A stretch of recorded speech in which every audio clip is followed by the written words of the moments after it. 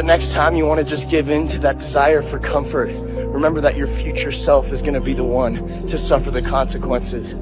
It's so easy to just put it off and act like it doesn't exist. But that future self that you're passing all these burdens to will one day be yourself of the present, and you'll wish you chose to do otherwise. For some strange reason, this world wants to see you water down the reality of who you are. Our society wants to see you think like everyone else and feel just like those around you. Maybe for somebody who's so distracted from their true desires as a person, that doesn't sound so bad. But the pain of seeing through limitation and full absence of distractions is almost unbearable.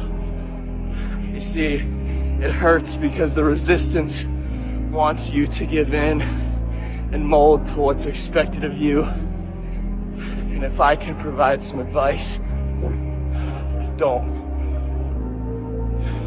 I don't know where you are in your game of life. You may be in your third quarter. You may be in your fourth quarter. Come on, you're not going to live forever, not in this world. Come on. You may be in your first quarter, your second half, and this time it's got to be personal. See, last time you were just running through the plays. Last time you were just running the songs that you rehearsed in rehearsal. Last time you were just going through the motions and you got numb. Come on, and you got tired and weary, and now you're broken and bitter and angry because you lost. And I'm just wondering if you're courageous enough, bold enough, if you have enough faith, come on, if you have enough inside of you resilience to come back to the scene. Do it for your loved ones.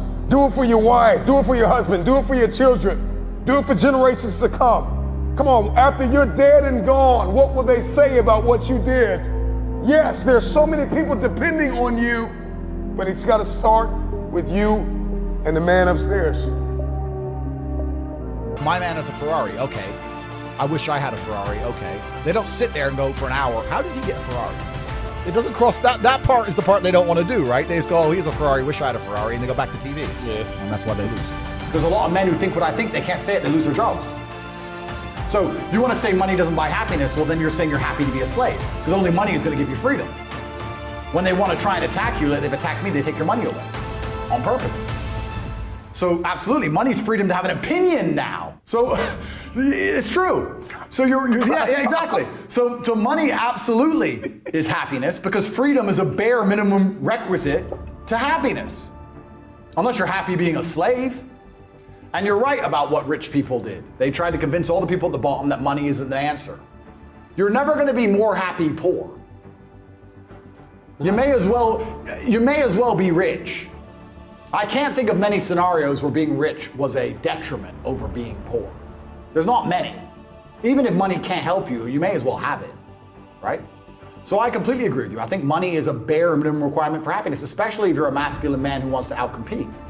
Then you need money, because money is basically everything. I think money is, the most important thing in the world is health, because you have nothing if you're dying. Second thing is family and friends who you love. And the third is money, because it's everything else. I think everybody knows that the system and the path they lay out for you is not a path that's going to lead to where you want to be. And I didn't know what the other path was, but that intrinsic distrust for the system and that distrust for the things they wanted me to do made me search for other avenues. And then I found them, right? And if you speak to the people who are richest, if you speak to the people you know, this is for everyone at home as well, if you speak to the people you know who have the most money and go up to them and say, hey, what made you rich? None of them say school. Do any of them say school made me rich? I got an A in GCSE. Like, who gives a shit? It's bullshit, right? So it's all indoctrination. So I knew it was indoctrination, and for that reason, I was always searching. And if you're searching, you're going to find. When I was 15, my first job was carrying boxes of fish from 7 a.m. till 5 p.m. and I would run to work. So I'd leave the house at 6, I'd run an hour, I'd get there at 7, I'd finish work at 5, and then I'd run from there to the fight gym. Get to the fight gym, I'd get there early before training started, I'd eat food next to the gym, and then I'd train, and then I would get a ride home from my girlfriend at the time. So my entire life was 17 hours a day of just running and working and carrying boxes and fighting. And I can't be more thankful. You know, I don't want to be arrogant, but I'm going to. I really do believe I've had a perfect life. Now, I don't know if that's actually because I have the perfect life or if I framed it that way, but I am so thankful for everything. I am so glad I got to grow up poor. because I wouldn't appreciate money if I didn't. And I'm so glad I got to spend my 20s, that decade where you're as powerful as possible fighting. And I'm so glad I've had difficult jobs and no money. And I'm so glad I couldn't pay my bills, so that I appreciate now all the money I have. And I'm so glad I had the parents I had. And I'm so glad all these bad things happened to me, but enough good things happened. And I just really feel like it's been the perfect path. And I think back on that job, I think back on how my life was back then, and I realized that I wouldn't appreciate any of the things I have now without them. There's absolutely no light without dark. The best thing about being rich is talking about how you used to be poor. Otherwise, it's no point being rich at all. You're not going to enjoy any of it. You're going to end up addicted to drugs and doing crazy stuff, right? Yep. The reason I'm so happy, I don't drink, I don't do drugs, I'm happy every day, I'm pretty emotionally balanced, is because I wake up in a big ass house and I realize that I don't have to worry about rent the next day and everything's fine. I see it that there is so much money everywhere, and even I can't get it all. So I want as many people around me as possible to be rich, because now I'm at least around more money. If I send a message inside of HU and said, I want to raise $100 million, amongst my students themselves, I can do it. I've got my own venture capital firm now. I was like, boom, all right, 100 million, let's buy a yacht. Here, dish it up, bang, bang, bang, done. Yeah. Because all of them are making money. I want to know as many people with money as possible. So if I know a way to teach people how to make money, and I'll also make money for teaching them how to make money, and I now have people who I can talk to so I have access to the money they make, why would I not teach them how to make money? Now, the reason no one else has really done this is because I don't think anyone else knows how to make money as well as I do. And also, nobody else can really prepare and build a platform like we have or do the work it takes. HU is extremely difficult to launch. It's not easy to find 18 professors who know what they're talking about, build an online platform, then you need the payment gateways. And then even when all that's done, then you got to find a way to get people to join. You got to advertise it. I don't have to advertise anything because I'm top G, everyone knows. But it's difficult, right?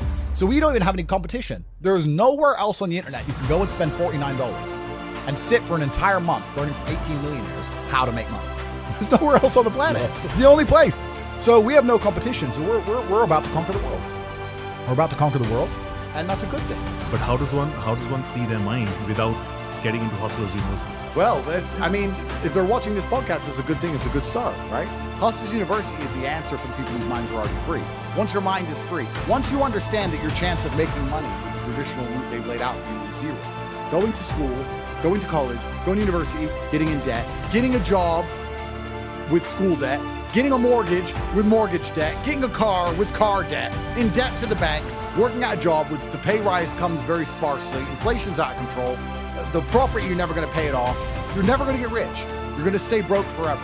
Once your mind understands that the system and the path they've told you towards riches, which is get a good job, get good grades, get a mortgage, is a lie, then you need an alternative, which is Hustlers University. We'll teach you how to make money for $49. It costs less than lunch. We'll teach you how to make money and you can escape the matrix. But first, your mind needs to be free. You need to understand that the path they're giving you leads nowhere. Some people still believe in it. Bro, they do because sorry, Mom, I'm going to actually say this. She's going to watch the podcast later. But, I told her not to take the vaccine.